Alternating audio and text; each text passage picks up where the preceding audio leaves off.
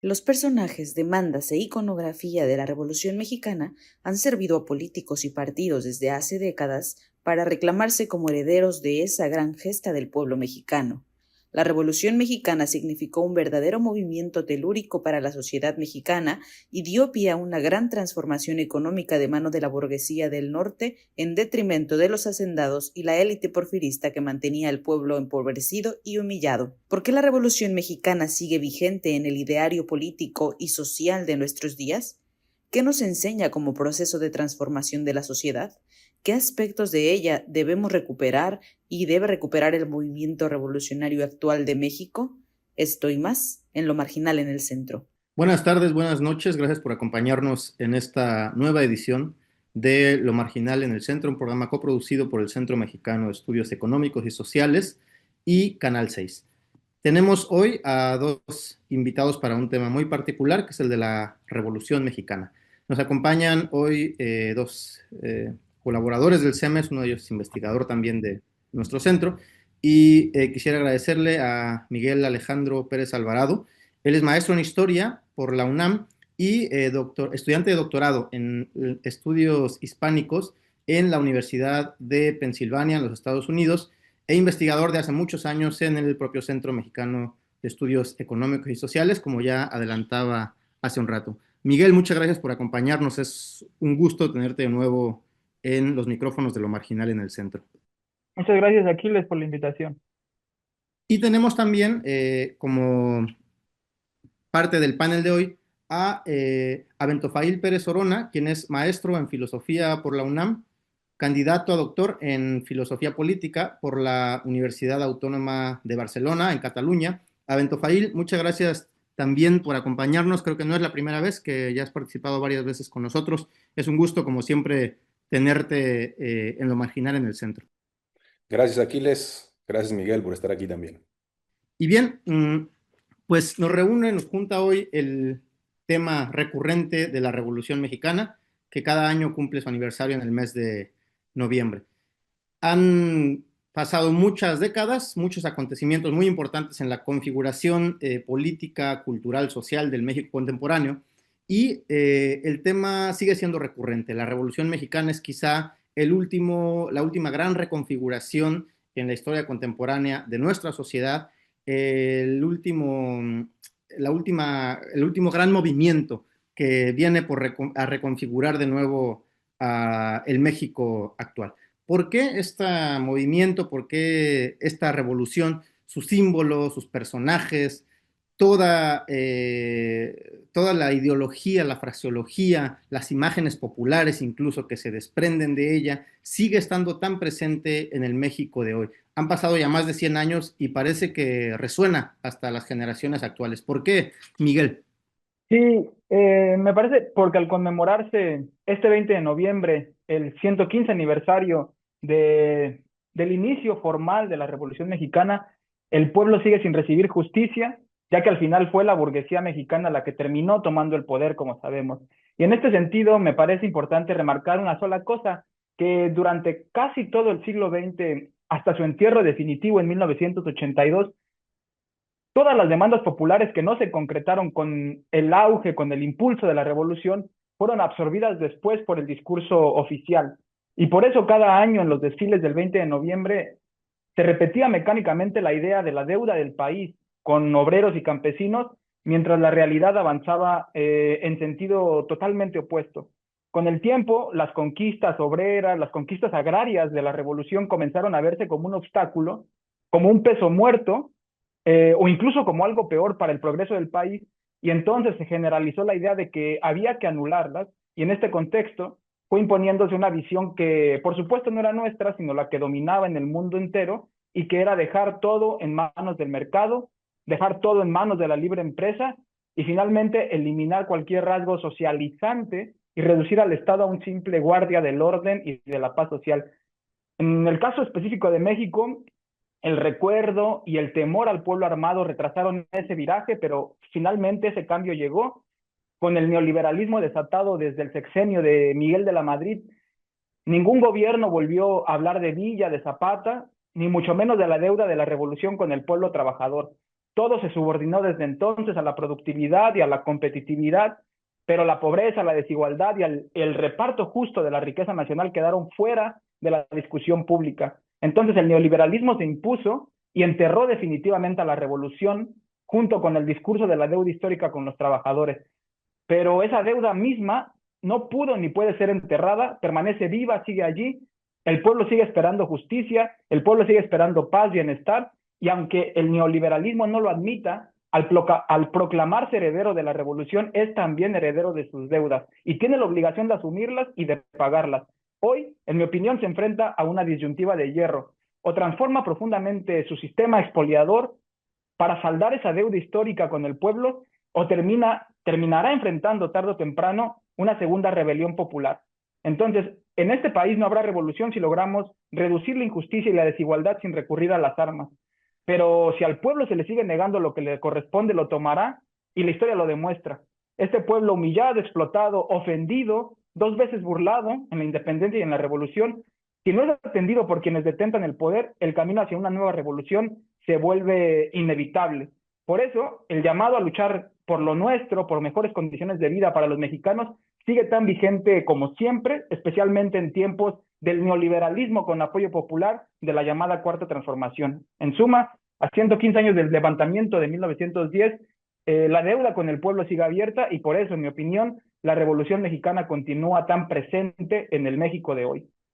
Abentofail, tú eres también, igual que Miguel, historiador y seguramente habrás leído, habrás escuchado que hay algunas interpretaciones que hablan de una especie de nueva vuelta al ciclo, como si el neoliberalismo hubiera ya entrado en una especie de declive, como si el neoliberalismo se hubiera agotado, vamos a decir. Para esto muestran varios datos en el terreno geopolítico, de la política internacional, pero también, no hay que dejar de mencionarlo, pues la llegada al poder en nuestro país del Movimiento Regeneración Nacional, que al menos discursivamente desde el sexenio, desde los primeros años del sexenio de López Obrador, habla del fin de la política neoliberal, lo cito textualmente. ¿Qué presenta entonces ante estos nuevos acontecimientos? ¿Los interpretas tú como nuevos? Estamos hablando realmente de una entrada de entrar en un nuevo ciclo? ¿Qué valor, qué repercusión tiene hasta la fecha de hoy en esta, digamos, nueva configuración, o como sea que lo interpreten los historiadores, la Revolución Mexicana, sus símbolos y sus enseñanzas? Bueno, yo concuerdo con lo que decía Miguel y añado por lo que preguntas particularmente. ¿Qué sucede cuando en un proceso revolucionario no se completan las tareas, no se llega a la transformación efectiva, radical de las propuestas iniciales que se han hecho? Lo que sucede normalmente es que se repite la historia. La historia no es un eterno retorno, como plantean algunos filósofos clásicos de la derecha, por decirlo así. La historia no se repite eternamente. Lo que sucede realmente es que cuando la historia no se complementa, cuando la historia no logra dar el paso hacia adelante, entonces se cae en un ciclo que normalmente lleva a la facción en el poder, al grupo en el poder, a repetir los mismos errores del pasado. ¿Qué sucedió con la Revolución Mexicana? Bueno, la Revolución Mexicana no cumplió sus objetivos. Y los objetivos que se habían planteado, a veces podemos nosotros, en el afán de buscar salidas radicales, pensar que en 1910 el proletariado estaba listo para dar el salto hacia adelante, para tomar el poder, algo que era realmente imposible. ¿Qué era lo que tenía que hacer la revolución de 1910? Tenía que completar su fase democrático-burguesa. Y como no se completa su fase democrático-burguesa, se cae en una fase en una etapa de colonialismo moderno, de neocolonialismo. ¿Cómo lo puedo ejemplificar? Porque quiero ser claro en este punto. Ha habido varias revoluciones en la historia. Hay dos grandes revoluciones que son grandes transformaciones y que han pasado precisamente a considerarse las revoluciones ejemplares por su radicalidad. La primera de ellas, la Revolución Francesa de 1789. Tiene tres fases claras, definidas la Revolución Francesa. La fase del 89 al 91, que es la fase en la que el pueblo está molesto, el pueblo quiere tomar las cosas en sus manos, pero es encabezado por una naciente burguesía progresista que una vez que cumple su objetivo no quiere ir más allá. Se vuelve radical, que es la fase, podríamos decir, la fase de Mirabeau. La segunda fase, que es la fase de Robespierre, que es la Revolución Radical del 93, logra no solamente tumbar a la monarquía, al mismo tiempo logra darle al pueblo hasta cierto punto satisfacción a algunas de sus demandas. Se les entregan, por ejemplo, propiedades territoriales, etcétera, etcétera. Es cierto que no llega a su tercera fase, porque no podía, era una revolución de carácter burgués, su tercera fase la representa Napoleón. Sin embargo, es una revolución radical triunfante de carácter burgués. La otra gran revolución, la revolución proletaria de 1917, es un ejemplo clarísimo que podemos contrastar nosotros. ¿Qué sucede en la primera fase de la revolución rusa de 1917? ¿Dónde termina, por decirlo así, el momento inicial de la revolución cuando la clase, cuando la burguesía encabeza el proceso revolucionario, pero se niega a ir más adelante con la caída del príncipe Lvov? La caída del príncipe Lvov, o más bien la reticencia a hacer transformaciones radicales cuando llega el segundo gobierno, el doble gobierno, perdón, etcétera, etcétera, permite que entonces sí la clase trabajadora diga, dado que la burguesía no cumple su tarea, nosotros cumpliremos con la tarea que ella no ha hecho. Y entonces viene la fase bolchevique de la revolución. Es una revolución radical proletaria. La primera es una revolución radical burguesa. ¿Qué tenemos en México? En México tenemos una revolución que inició siendo una revolución democrático-burguesa, pero que una vez que se da el golpe de Estado en 1913 contra Madero y posteriormente, una vez que Venustiano Carranza toma el poder, se abandonan los objetivos de la propia burguesía. Lo vamos a ver en la parte final, le dedicaré a la parte final un análisis al respecto, pero sí quiero poner atención en esto. La burguesía no cumplió el papel que le correspondía. El proletariado estaba encabezado por Emiliano Zapata, que además celebraba la Revolución de Octubre como una revolución como la que él quería hacer. Y sin embargo, no podía formarse una organización capaz de dirigir esta revolución. Zapata, Villa, el mismo Felipe Ángeles, son caudillos que no podían abanderar de manera organizativa las demandas populares. El proletariado apenas estaba formándose en México y la burguesía, que debía llevar a cabo su tarea radical transformadora, no la cumple precisamente porque se niega a jugar el papel revolucionario que se esperaba de ella. ¿Y en qué sentido lo puedo decir o en qué sentido lo podemos observar? Que no se distribuye la tierra, que no aparece la clase media, que la burguesía en general no emerge en México, sino que se mantienen los latifundios, se mantienen las diferencias sociales y las desigualdades que existían antes del porfiriato, y aunque algunas cosas cambian claramente, no son suficientemente esenciales, radicales, para que podamos hablar de un triunfo real de la revolución. ¿Qué es lo que hace el gobierno actual? Como todas las revoluciones fallidas, sacar los espectros del pasado, venerar sus ropajes de vejez, pero solo para poder justificar lo que están haciendo. Es decir, se busca una simulación de la historia, pero realmente no se transforma nada. Y en esa fase estamos nosotros, en una fase de simulación, de uso, de instrumentalización de la historia, que naturalmente no podemos llamar ni revolucionaria ni mucho menos. En todo caso, parece que estamos dando pasos hacia el pasado. Bueno, pues retomando precisamente la primera parte de esta intervención tuya, Abentofail, debemos decir, sin embargo, que a pesar de sus limitaciones, la Revolución Mexicana, como decíamos en la introducción, definitivamente sí es un golpe de timón para la sociedad mexicana. Que, digamos, México no puede entenderse, el México actual no puede entenderse si no estudiamos con profundidad, pues precisamente los alcances y las limitaciones de la Revolución Mexicana. Es decir, sí que fue un proceso de transformación, pienso yo, independientemente de cómo lo podamos interpretar.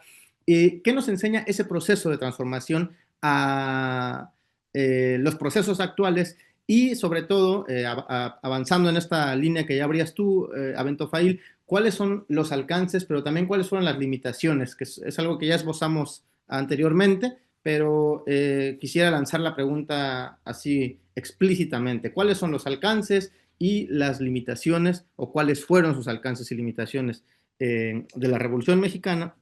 ¿Y qué nos enseñan a los procesos actuales, ese proceso de hace más de 100 años? Miguel, te escucho.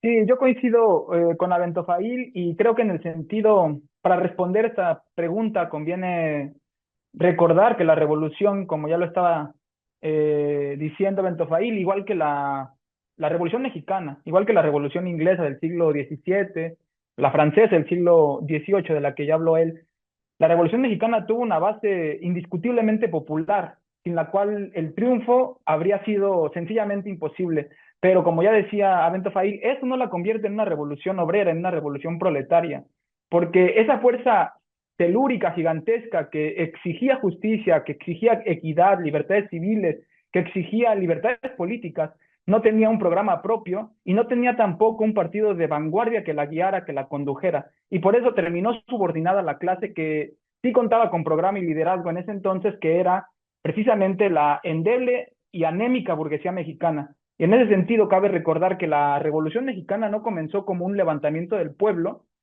no comenzó como un levantamiento encabezado por los líderes populares, sino que la inició Francisco I. Madero, quien era un hijo de grandes terratenientes y él mismo era un gran terrateniente, un gran hacendado, y Madero creía que era posible mejorar la situación de los pobres sin una transformación económica profunda. Por eso exigió primero elecciones libres y cuando no tuvo otra salida tomó las armas contra Porfirio Díaz. Y su objetivo está resumido en su lema, sufragio efectivo, no reelección. Pero lo que sí es importante destacar es que la fase más sangrienta de la revolución no comienza, no surge durante el porfiriato, sino después del asesinato de Madero. Y en ese momento sí entra de lleno el pueblo a la revolución, personificado, como ya decía Bentofail, por Francisco Villa y Emiliano Zapata. A partir de ese momento, la revolución deja de ser solo una lucha política o democrática y entonces adquiere un carácter profundamente económico, porque Villa y Zapata no buscaban únicamente democracia, lo que exigían era bienestar para las masas, entonces eran dos fuerzas de la revolución que representaban al pueblo. El problema es que a pesar de haber ganado la guerra, Villa y Zapata renunciaron voluntariamente al poder cuando lo tuvieron en sus manos. Nadie se los arrebató, simplemente no supieron qué hacer con él. O sea, ellos lucharon, exigieron, pelearon, vencieron, pero no sabían qué hacer con el poder. ¿Y cuáles fueron las consecuencias de eso? Que el poder quedó en manos de los enemigos de la revolución. Y sin embargo, como tú bien lo decías, es esencial subrayar que los momentos más altos y las conquistas populares más significativas ocurrieron mientras las masas populares seguían activas con las armas en la mano, o por lo menos con la decisión muy firme de volver a tomarlas si eran traicionadas. Y entonces fue cuando se realizó la verdadera reforma agraria, cuando nació el movimiento obrero moderno, cuando se impulsó la escuela socialista y cuando se llevó finalmente a cabo la expropiación petrolera en 1938. Pero de todas maneras, desde la derrota de Villa y Zapata, el desenlace ya estaba marcado y la conducción pasó a la facción burguesa, que dio paso entonces a una fase más clara y más definida del capitalismo mexicano, todo lo cual, en mi opinión, señala tanto los alcances como los límites de la Revolución Mexicana. Abentofail, ¿qué nos enseñan entonces estos procesos a la sociedad actual, los de la Revolución Mexicana que ya enunciaba Miguel, y quizá otros que tú también quieras mencionar? Bueno, trataré de ser muy concreto al respecto porque sí me parece que en efecto hay que reconocer el proceso revolucionario como tal. Sí hubo transformaciones y como bien decía Miguel, estas transformaciones solo fueron transformaciones reales en la medida en que estuvo el pueblo exigiendo, en la medida en que el pueblo armado estuvo al frente resistiendo los embates de otras fuerzas de las que quiero hablar ahorita. Hay tres protagonistas en la Revolución Mexicana. Una lectura oficialista parte de una contradicción, a veces de poderes, una contradicción de intereses personales, pero realmente, socialmente hablando, son tres protagonistas. El primer protagonista es la clase trabajadora. Estamos hablando de un campesinado analfabeta casi en su totalidad, al que le habían arrebatado su tierra de la manera más grotesca, más brutal, mucho antes del porfiriato, pero particularmente con la ley de las compañías designadoras que promulgó Porfirio Díaz, que terminaron por enajenar la tierra y dársela sobre todo al poder imperialista norteamericano. Esta fuerza, representada por Zapata en el sur y por Villa en el norte, fue la fuerza de masa, fue la fuerza efectiva de la revolución. Sin embargo, hay otra fuerza, la que ya mencionamos anteriormente, que no debemos confundir, a pesar de que la historia los mezcle en una capirotada donde parece que son lo mismo. Es otro grupo y es otra clase, donde aparecen Madero, Carranza, Obregón, Calles, los que más adelante van a hacer triunfar a la revolución. Esta es la primer contradicción de la revolución, una lucha de clases evidente, una lucha de clases que sobre todo se observa a partir de la caída de Victoriano Huerta. Hay un ejemplo clarísimo, es cuando Victoriano Huerta es derrotado, cuando llega Obregón y antes de entrar a la Ciudad de México firma el Tratado de Teoloyucan. En el Tratado de Teoloyucan, Obregón le dice a la policía de Huerta, la policía del Distrito Federal, no dejen entrar a Zapata. No pueden ustedes dejar de tomar el Distrito Federal hasta que llegue yo y mi fuerza. Zapata no puede entrar. Es decir, nosotros no queremos que ellos lleguen a la Ciudad de México porque son otro grupo, a pesar de que estaban unidos para luchar contra Victoriano Huerta. Lo mismo sucede, por ejemplo, en la batalla de Zacatecas. En la batalla de Zacatecas, que iba a ser una batalla contundente, el triunfo radical de la División del Norte, Carranza le dice a Villa, tú no puedes entrar y yo te destituyo como jefe de la División del Norte antes de que llegues triunfante a Zacatecas. A final de cuentas, la División del Norte no acepta la renuncia de Villa, que se da, y termina por dar el salto a la tercera fase, que se conoce como lucha de facciones, pero realmente es la fase ya formal de la lucha de clases cuando se enfrenta el villismo y el carrancismo. El zapatismo juega un papel secundario en este sentido, aunque simbólicamente sigue siendo importante. Entonces tenemos una primera contradicción que es la lucha de clases. Una lucha de clases que en todo momento está presente, aunque sale ya a la luz, aflora a partir de 1915 hasta la muerte prácticamente hasta la muerte de Francisco Villa y la muerte de Emiliano Zapata en 1919. Pero hay otra contradicción en la que se pone poca atención y que a mí me parece muy importante, que si no se entiende no podemos comprender el proceso revolucionario. ¿Cuál es esta contradicción? Bueno, 1910 es el inicio, más bien el fin del periodo clásico del imperialismo. Estamos entrando a la Primera Guerra Mundial.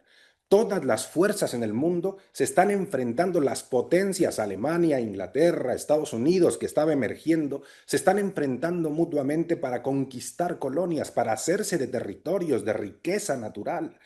Y en ese contexto entra la Revolución Mexicana. La Revolución Mexicana no puede entenderse si no es a la luz del imperialismo y particularmente de la lucha que se da entre las potencias imperialistas en la Primera Guerra Mundial en 1914. ¿Y cómo se observa esto en el proceso revolucionario ya de manera más concreta? Bueno, hay varios elementos y yo solamente haré un repaso rapidísimo de estos puntos, porque no quiero dejarlo en abstracto, tenemos que concretizar el análisis. Primero, el más evidente de todos en todo caso, ¿quién lleva a cabo el golpe de Estado contra Madero? No es Victoriano Huerta, no es Mondragón, mucho menos Félix Díaz, al que el mismo embajador de Alemania calificaba como un inepto. Quien lleva a cabo el golpe contra Francisco y Madero en 1911 es Wilson, Henry Lane Wilson, el embajador de los Estados Unidos. En 1913, perdón, Wilson se encarga de formar un grupo con los grandes empresarios norteamericanos que se conoce como el Grupo de la Embajada para formalizar el golpe de Estado contra Madero. ¿Por qué contra Madero? Porque Madero se negó a aceptar las exigencias que le imponía Estados Unidos a su gobierno. Dijo que no iba a seguir con la política de Porfirio Díaz, que en todo caso iba a abrir las puertas de México a otras inversiones, particularmente las europeas. Esto molestó mucho a los Estados Unidos y ellos se encargaron de dar el golpe de Estado contra Madero. Y ahí se da el primer gran paso del imperialismo en la fase que estamos nosotros refiriendo, porque tiene muchos pasos atrás. Es la doctrina Monroe en movimiento. El segundo momento es importante también. El segundo momento se da con la invasión a Veracruz, ya con Victoriano Huerta en el poder. Estados Unidos invade México, amenaza con invadir México e invade México. A Huerta, quien lo auspiciaba, quien le dio incluso el recurso para sostenerse, no fue Estados Unidos, fue Inglaterra. Los intereses de Inglaterra estaban puestos sobre todo en el petróleo y Huerta era efectivo para ellos. Huerta no quiso, o más bien se negó a ser el títere de Wilson y abrió las puertas al imperialismo inglés. Por eso Estados Unidos no reconoce a Huerta como presidente y como Huerta se niega a cerrarle las puertas al imperialismo inglés, entonces viene la invasión de Veracruz. Pero en ese momento ya la guerra estaba abriendo sus puertas, es decir, estaba iniciando la guerra en el mundo y por lo tanto Estados Unidos, si se metía a México con una invasión franca y abierta, iba a perder efectivos para la guerra que tenía ya del otro lado del mar. Wilson incluso lo reconoce, el presidente de los Estados Unidos dice, me van a recordar a mí por no haber invadido Estados Unidos, pero tengo mis razones. Y sus razones se van a hacer efectivas ya después de que triunfa en la Primera Guerra Mundial. Estados Unidos es la gran potencia ganadora, pero no es el único. Doy los otros dos rápidamente porque el tiempo es corto. En 1915, Estados Unidos envía la famosa Nota Panamericana. ¿Qué es la Nota Panamericana? La Nota Panamericana es una nota en la que los embajadores de Argentina, Brasil, Chile, Estados Unidos y dos o tres más por ahí le exigen a las tres fuerzas contendientes, a Villa, Zapata y a Carranza, que se reúnan, que ellos van a encargarse de decidir cómo se va a gobernar al país a través de la intervención diplomática de las potencias. Zapata y Villa aceptan, perdón, la propuesta de Estados Unidos y el único que la rechaza es Venustiano Carranza. Este es otro elemento importante para entender el factor al que nosotros aludimos cuando decimos que no había organización del proletariado realmente, que no había un partido que dirigiera con conocimiento de causa el proceso revolucionario. ¿A qué me refiero con esto? A que Carranza y Villa no supieron ver que el imperialismo quería entrar de una manera, si quieren, sutil, pero quería entrar a apoderarse del país. Carranza lo supo ver, era la burguesía que tenía en peligro sus intereses. No lo hacía por amor a México, si se quiere. Lo hacía porque en la medida en que entraba el imperialismo, la ascendente burguesía perdía poder. Y por eso se niega a recibir la nota y dice, esta nota es una nota de invasión y nosotros rechazamos la nota. Finalmente va a invadir México Estados Unidos y lo invade con el pretexto de perseguir a Villa después de la invasión a Columbus. Es la punitiva donde entran miles de soldados que estaban preparados para entrar a invadir México realmente, pero que finalmente se quedan al margen, se quedan afuera porque ya se venía el conflicto bélico internacional, pero invaden México. La punitiva no es perseguir a Villa, la punitiva es invadir México, que era lo que querían sobre todo los grandes petroleros, Morgan, los Rockefeller, para poder hacerse de aquello que Carranza y Madero se negaban a darles tan fácilmente como les había dado Porfirio Díaz. Y finalmente, para terminar el recuento y que quede claro el punto, el telegrama Zimmermann. El telegrama Zimmermann que se hizo muy famoso porque es la propuesta de Alemania a México para hacer un pacto e invadir Estados Unidos en la medida en que Estados Unidos se metía a la guerra. Obviamente, como el Kaiser lo escribe y como el propio Zimmermann reconoce después cuando aparece la evidencia, no querían hacer una alianza con México para ayudarlos a reconquistar el territorio perdido, que era lo que oficialmente decía el telegrama Zimmermann, Texas, California, etcétera, etcétera. Lo que querían era distraer a Estados Unidos utilizando al pueblo de México. Y aquí aparece un poco la conciencia propia de la burguesía, la autoconciencia de la burguesía que tenía claro lo que significaba este telegrama. Obregón, cuando se reúnen a revisar el telegrama, dice al respecto, la ayuda de Alemania a México es parecida a la que le puede dar un confesor a un moribundo. Es decir, ponerlo en manos del Todopoderoso. Alemania no nos va a ayudar. Alemania nos quiere aventar a pelear para que distraigamos a su enemigo imperialista que es Estados Unidos y que nosotros paguemos el pato. Finalmente, todos estos elementos, y hay miles de elementos más, nos dejan claras dos contradicciones en las que en las dos, como vamos a ver en la última fase de la participación, hay una derrota catastrófica. La primera, la contradicción entre el proletariado apenas en formación, sobre todo compuesto por un campesinado enojado, molesto, pero sin capacidad para organizar demandas que abarquen a todas las clases, y una burguesía terrateniente también incapaz de llevar hasta el final sus demandas. Y en segundo lugar, la injerencia del imperialismo que ya venía siendo en México parte fundamental de su política desde 1846 y mucho antes, si se quiere, pero que en la Revolución Mexicana tiene otro momento de impacto fundamental. El imperialismo es el que define el rumbo de la revolución, particularmente el imperialismo norteamericano. Bien, pues muchas gracias, Abentofail. Como bien dices, es toda una repercusión de largo plazo que nos alcanza hasta hoy, la que nos deja la Revolución Mexicana. Pero también es cierto, por otra parte, que el mundo ha cambiado muchísimo en los últimos 100 años. Es un siglo que parece presentar una realidad completamente diferente o bastante diferente en muchos aspectos, no solamente en la realidad nacional, en la realidad latinoamericana o americana como continente, sino también en el plano de la geopolítica mundial.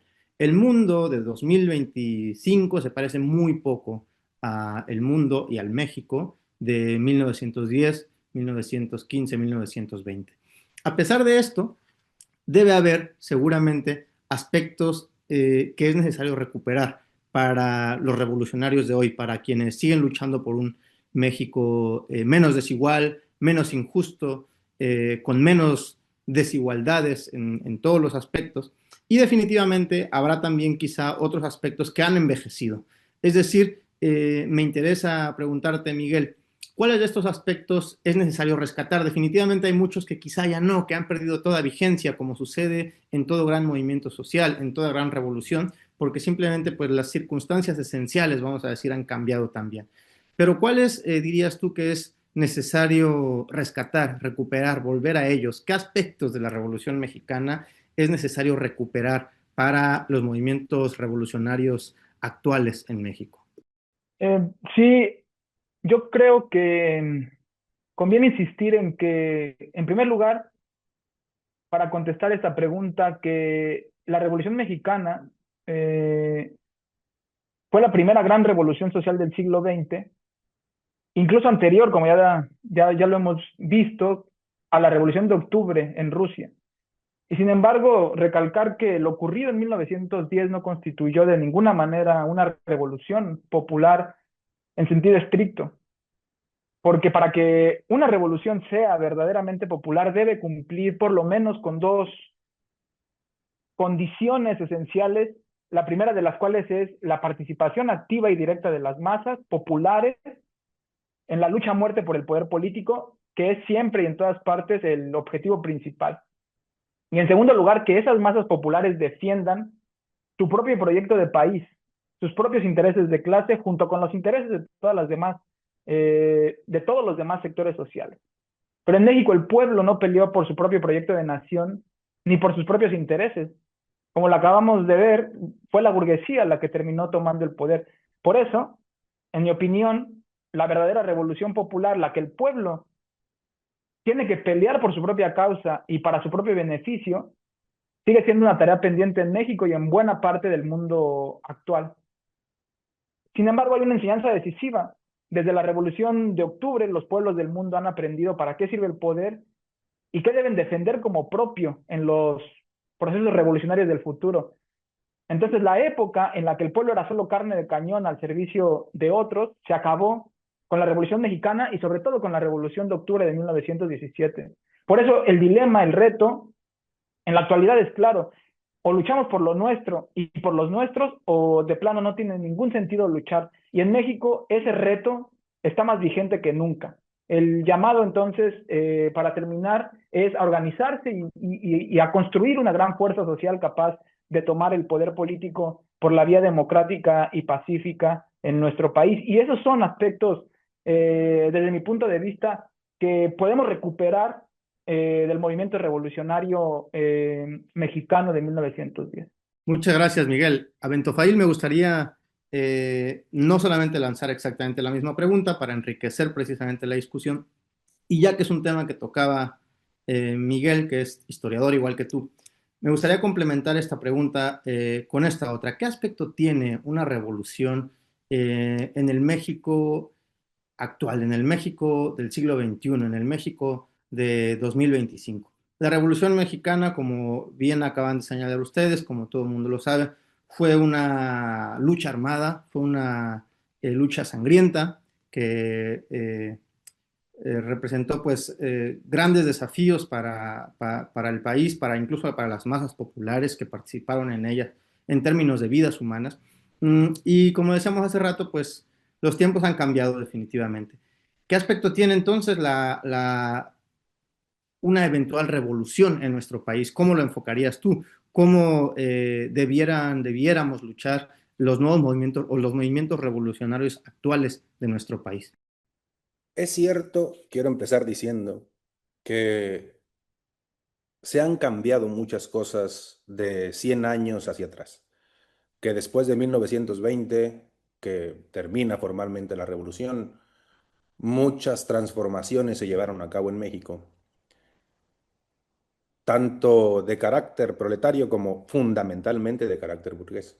Ahora, en esencia, no ha cambiado el movimiento de la realidad, por decirlo de alguna manera. ¿A qué me refiero con esto?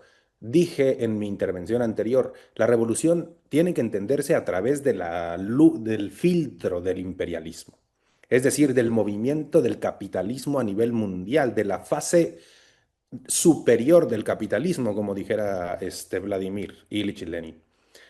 Y esa fase de imperialista, aunque se ha transformado formalmente, hoy le llamamos neoliberalismo, hoy se le llama capitalismo senil, hoy se le llama capitalismo decadente, etcétera, etcétera, sigue siendo imperialismo.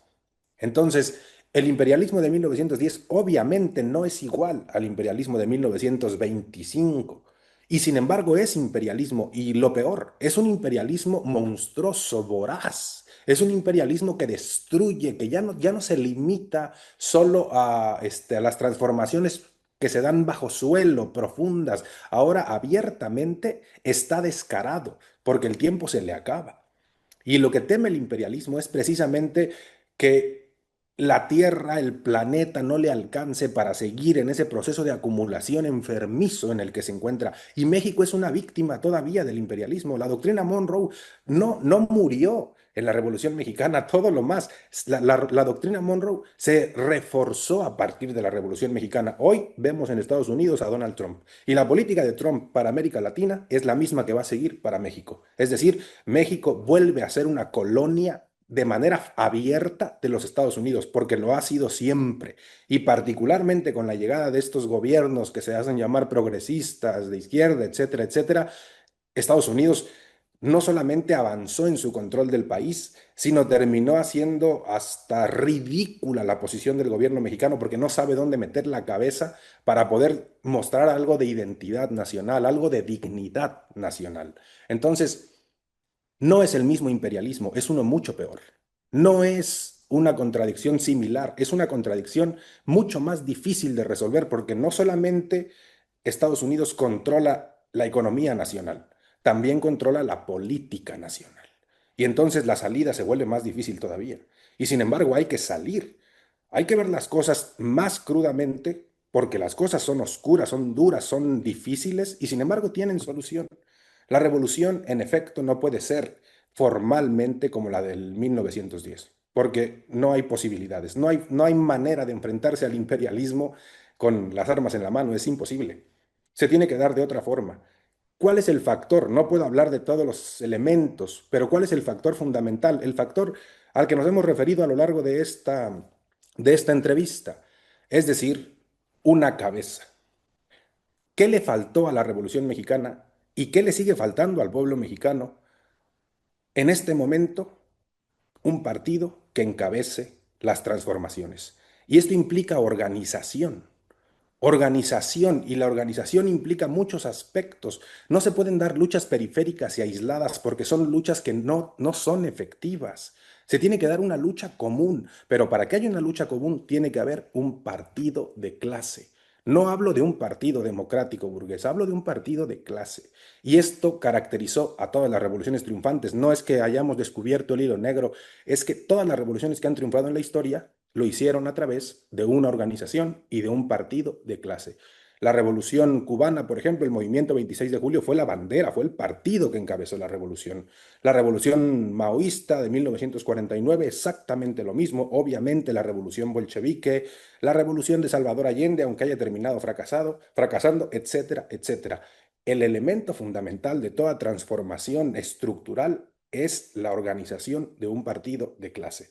Y a partir de esa organización se puede después ver de qué manera articular el partido que permita una lucha democrática, que es la vía por la que se tiene que dar la batalla. Pero lo importante es que todas las luchas que existen en el país logren unificarse en una idea estructural, en un eje, en una columna vertebral, y esa columna fue y será la unidad de la clase.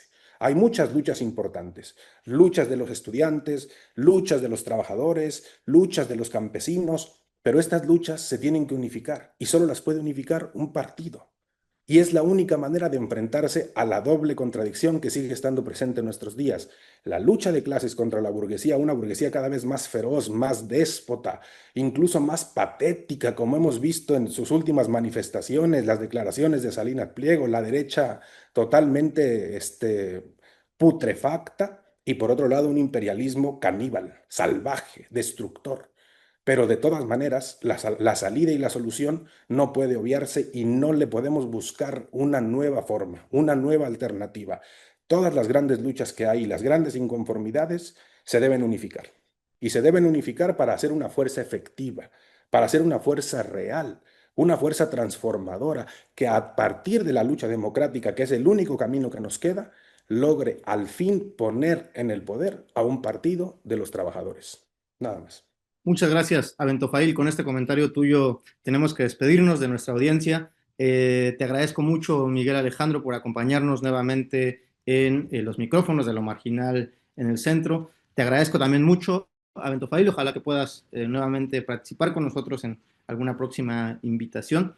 Pero sobre todo, gracias a todas y a todos ustedes que nos acompañan desde el público en cada emisión de Lo Marginal en el Centro. Muchas gracias y hasta la próxima.